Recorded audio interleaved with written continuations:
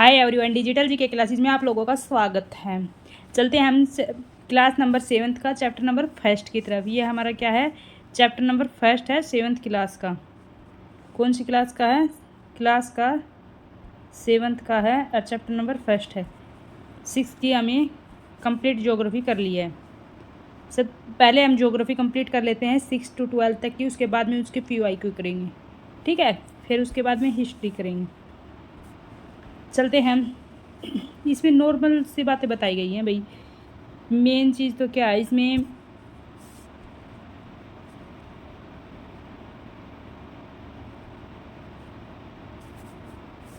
पर्यावरण के बारे में बताया गया है कि पर्यावरण है क्या।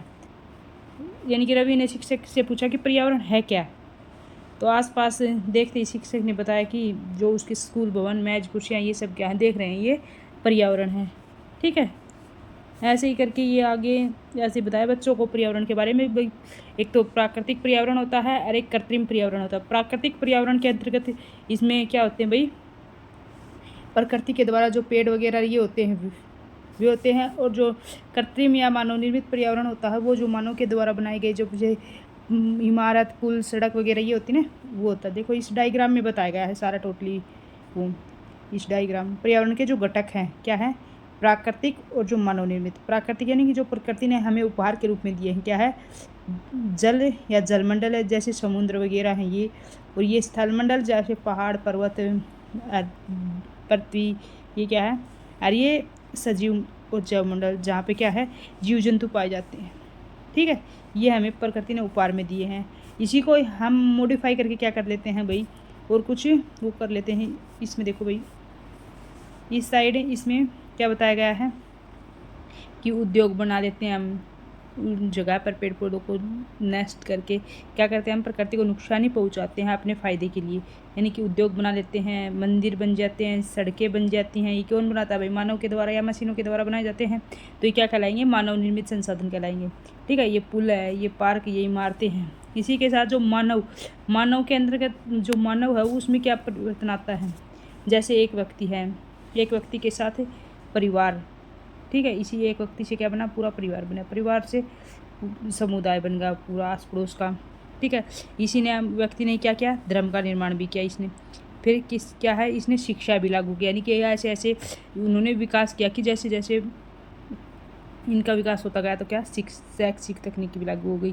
फिर क्या है, आर्थिक भी आ गया, यानी कि उद्योग धंधे, स्कूल वगैरह ये चल गए।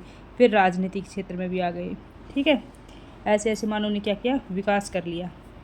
ये क्या है, मानवीय पर्यावरण है। इसमें सजीव और अजीव बताया गया है। जीवीय और अजीवीय, जिनमें जीव पादप जीव जंतु होते हुए क्या है, जीवीय होते हैं, और जिनमें जीव नहीं पाया जाता, जैसे पर्वत, पठार, ये स्थल एरिया, ये क्या है, अजीवीय है।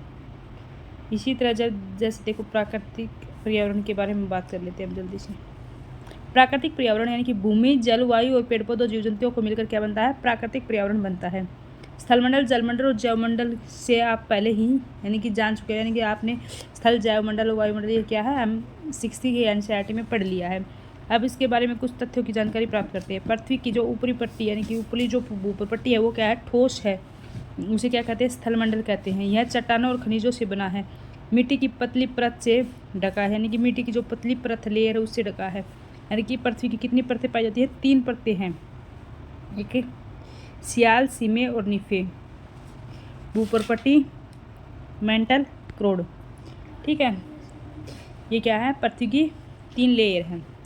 क्रोड आंतरिक भाग हो जाता है, और जो मेंटल है वो समुद्र के नीचे जो लैंड एरिया है वो हो जाता है, यानी कि भूपरपट्टी से नीचे का एरिया। इसी के साथ हम करते हैं,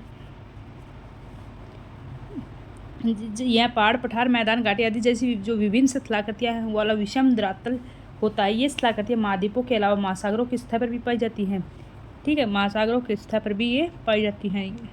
स्थलमंडल वह क्षेत्र होता है हमें वन, कृषि और मानव की बस्तियों के लिए, भूमि और पशुओं को चराने के लिए जो घास स्थल प्रदान करता है वो क्या होता है, एक स्थलमंडल होता है। यहाँ खनिज संपदा का भी एक स्रोत होता है। जो स्थल है एरिया वहाँ पे क्या है, खनिज भी निकाले जाते हैं, वहाँ पे पशु वगैरह भी रखे जाते हैं, वहाँ पे कृषि भी की जाती है। देखो इसमें सब कुछ दिखाया गया। ये जल एरिया है, ये जैवमंडल है, ये वायुमंडल है, ये स्थलमंडल है, ठीक है। इसी के साथ हम जैवमंडल के बारे में बातें कर लेते हैं। जल के क्षेत्र को क्या कहते हैं? जैवमंडल कहते हैं। यह विभिन्न स्रोतों, नदी, झील, समुद्र, सागर आदि विभिन्न जलाशयों से मिलकर क्या है बनता है। यह सभी प्राणियों के लिए क्या है आवश्यक है। जल ही तो जीवन है ना। ऐसे ही पृथ्वी के चारों ओर जो फैली वायु की जो पतली परत होती है वो क्या कहलाती है? वायुमंडल कहलाती है। पृथ्वी का जो गुरुत्वाकर्षण बल है वो अपने चारों ओर वायुमंडल को क्या है थामे हुए हैं। यह सूर्य से झुलसने वाली जो हानिकारक किरणों से भी हमारी क्या करता है? रक्षा करता है। जो वायुमंडल वो इस प्रकार कई प्रकार की जो गैसें, धूलकण और जलवाष्प उपस्थित होते हैं वायुमंडल में, जो कि हमें सूर्य की किरणों से जो हानिकारक किरण होते हैं उनसे हमें बचाता है। और जो वायुमंडल में जो मौसम और जलवायु में परिवर्तन होता है जिसके कारण, ठीक है, पादप और जो जीव जंतु मिलकर जैवमंडल और सजीव संसार का निर्माण करते हैं। यह पृथ्वी का वह संकीर्ण क्षेत्र होता है जहाँ स्थल, जल और वायु मिलकर क्या है इसे संभव बनाते हैं। जैवमंडल को क्या करते हैं? संभव बनाते हैं। एक छोटा सा क्षेत्र है जहाँ पे जल, स्थल और वायु तीनों मिलकर क्या है वहाँ पे जैवमंडल बनता है। पारितंत्र क्या होता है? वह तंत्र जिसमें समस्त जीवधारी आपस में एक दूसरे के साथ यानी कि इंटरेक्ट करके रहते हैं, पर्यावरण के उन भौतिक और जो रासायनिक कारकों के साथ परस्पर क्रिया करते हैं जिसमें वे निवास करते हैं। वे सब ऊर्जा और पदार्थ के स्थानांतरण द्वारा संबंध है। यानी कि इसमें देख लेते भाई, इसमें बताया गया है कि जैसे एक मिनट, इसमें पारितंत्र में ये बताया गया है कि उदाहरण के आधार पर बताया गया है कि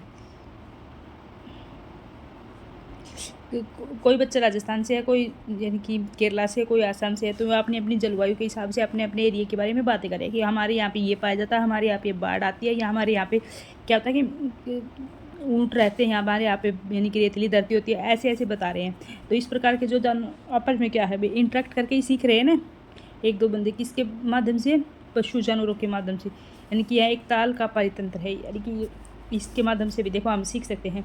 यानी कि एक ताल बना हुआ है, इसका क्या है? एक पारितंत्र है। पारितंत्र के अंदर क्या क्या आ जाते हैं?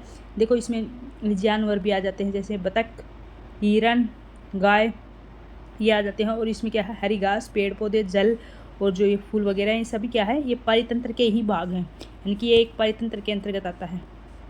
इस प्रकार जैसे हम अपने घर के अंदर सब पूरे घर के अंदर फुल विद फैमिली रहते हैं, फैमिली के साथ में हमारे जो पशु वगैरह भी रहते हैं उसके साथ भी हमें इंटरेक्ट यानी कि कनेक्टेड रहते हैं। और अदर आस पड़ोस के साथ भी क्या रहते हैं? हम कनेक्ट हुए रहते हैं। वे क्या हैं? जैसे हम साधनों से कनेक्ट रहते हैं, गाड़ी वगैरह, बाइक वगैरह, पशुओं से, कुत्ता बिल्ली, ऐसे इनको हम पालतू बनाते हैं तो वो हमारे घर के साथ में रहते हैं ना, तो वे उनसे हमें इंटरेक्ट रहते हैं ना, उनसे हम मिले जुले रहते हैं ना, तो वो क्या होता है? वो एक पारितंत्र ही होता है।